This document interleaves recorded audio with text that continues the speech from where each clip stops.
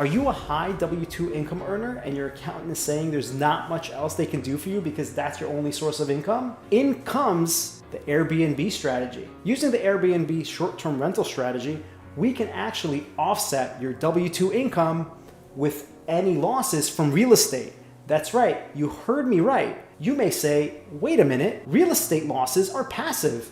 I do have real estate investments, and my accountant said that I can't offset them against my ordinary income because they fall into a completely different bucket. That would be true for traditional rentals, but there's a tax loophole that you can take advantage of, which is the short-term rental, which I like to call the Airbnb strategy. The way the strategy works is this. You buy a property or you convert your current property into short-term rentals. If the average rental period for each stay is below 7 days, the IRS considers that ordinary income because now you're running a business. You have more involvement, you're more active, and because of the transaction of the business, it's similar to a hotel.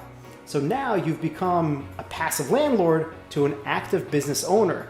Now, how does that benefit you? That benefits you in the sense that now any losses that are generated by that activity fall into the ordinary income bucket and you can offset your W-2 income with those losses. But you're going to say, my Airbnbs are super profitable.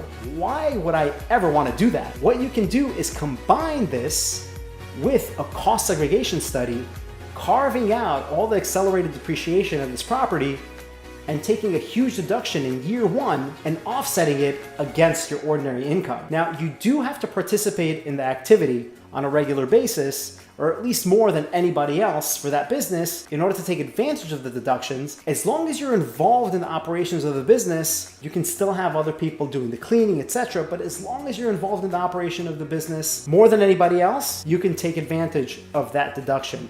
And that's what makes this beautiful. And then once you've taken advantage of that depreciation deduction in the first year, the subsequent year, you can go ahead and actually switch it to passive activity and say, you know what, I've decided to no longer rent this out as an Airbnb. I'm gonna put in long-term tenants into this property. We're gonna sign a 12-month lease. And now I'm going to become a passive landlord. And the beauty is you're continuing your cash flow.